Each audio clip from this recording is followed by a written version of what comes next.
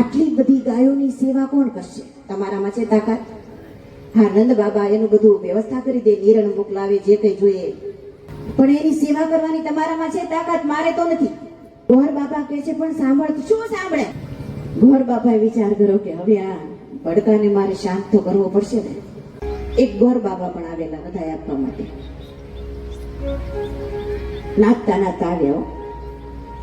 નંદગીરા નંદભયો જય કનૈયા લાલ કી, નંદગીરા નંદભયો જય કનૈયા લાલ કી. નાચતા નાચતા આવ્યા છે દાદા ગોર બાપા. નંદ બાબાની પાસે ગયા અને નંદ બાબાને કહ્યું કે નંદ બાબા, આપણે ત્યાં મોટી ઉંમરે લાલો ભયો છે,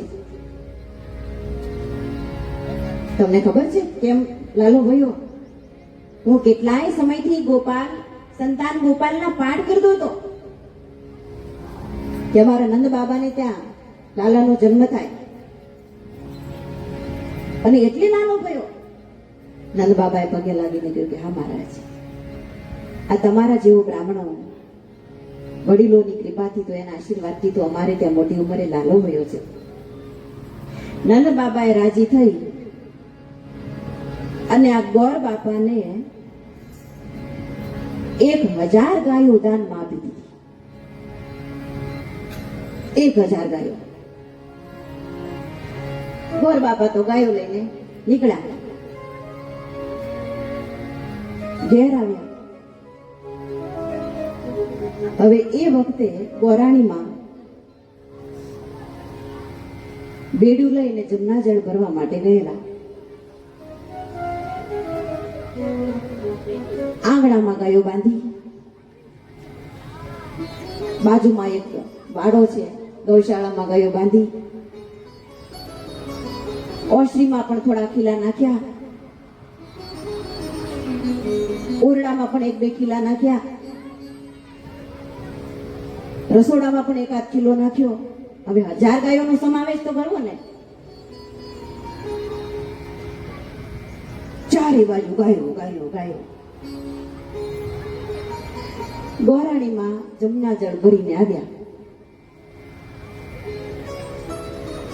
જ્યાં અંદર પ્રવેશ કર્યો ને ગાય માતાએ શિંગડું માર્યું ને ગોળી ફૂટી, અને ગોરાણીમાં થયા છે જ્વાળામુખીઓ.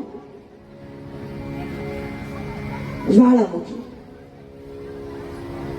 સ્ત્રીના 3 પ્રકાર હોય, ભાઈશ્રી પાસેથી સાંભળેલું.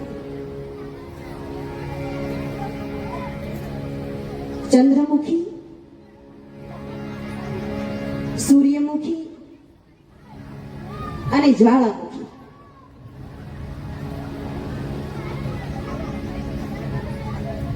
જ્યારે પરણીને આવે ને શરૂઆતમાં,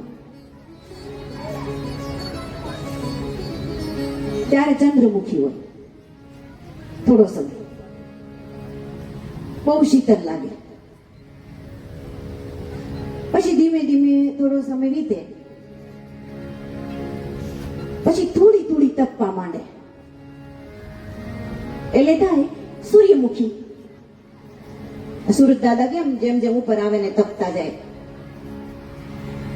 પછી સૂર્યમુખી થાય, અને પછીનો સમય જ્વાળામુખી. પહેલા બિચારા ઘરમાં આવ્યા નથી ને ભડકો થયો નથી, સીધો જ ભડકો થાય. તો ગોરાણી આજે જ્વાળામુખી થયા છે. ઉંમર પણ બહુ મોટી છે. ગોર બાપાને કહ્યું કે આટલી બધી ગાયો ક્યાંથી લઈ આવ્યા? અરે નાચ નાચ નંદ ઘેરા આનંદ ભયો જય કનૈયા લાલ કી. શું નાચે રાખ? ક્યાંથી લઈ આવ્યા? એ કહ્યું કે નંદ બાબાએ આપી. તને નથી ખબર હું કેટલા સમયથી પાઠ કરતો હતો એના માટે? એને ત્યાં લાલો ભયો એટલે આપણને દાનમાં આપી છે. ગોરાણી માએ કહ્યું કે દાનમાં આપે એટલે શું લઈને દોડતા જવાનું? પણ મને કઈક સાંભળે તો શાંત. પણ ગોરાણીમાં તો બોલે જ જાય છે, બોલે જ જાય છે. ગોર બાપાએ થોડો વિચાર કર્યો કે હવે અરે સાંભળ સાંભળ, 1 મિનિટ જ સાંભળ, વધારે નહીં, પછી તારે બોલવું એટલું બોલજે. તો કે હા શું છે? અરે નંદ બાબાએ જયારે 1000 ગાયો આપીને ત્યારે મને એવું થયેલું કે આટલી બધી ગાયો અમે કેમ સેવા કરશું? પણ પછી મને એક વિચાર આવ્યો. તો કે શું વિચાર આવ્યો વળી? તો કે વિચાર એ આવ્યો કે આપણે બંને થોડા સમય પહેલા તારે ભાઈને ત્યાં ગયા હતા કે નહીં? તો કે હા, મારું પિયર છે તો જઈએ જ ને. તો કે ત્યારે જો ને આપણે ગયેલા તારે ભાઈને ત્યાં એકેય ગાય નથી, એટલે તારી ભાભી એક નાનકડી એવી ટબુડી લઈને બાજુમાં દૂધ લેવા નહોતી મેં ગઈ? તો કે ના હોય તે જાય, એમાં શું થઈ ગયું? તો કે બસ એટલે જ. તો શું એટલે? નાના બાબા જ્યારે 1000 ગાયો આપતા હતા ને, મેં વિચાર તો કર્યો કે આટલી બધીનો નિભાવ કેમ કરીશું, પણ પછી વિચાર કરો કે મારા શાળાને ત્યાં ગાય નથી, તો આમાંથી 500 તો એને મોકલવાની છે.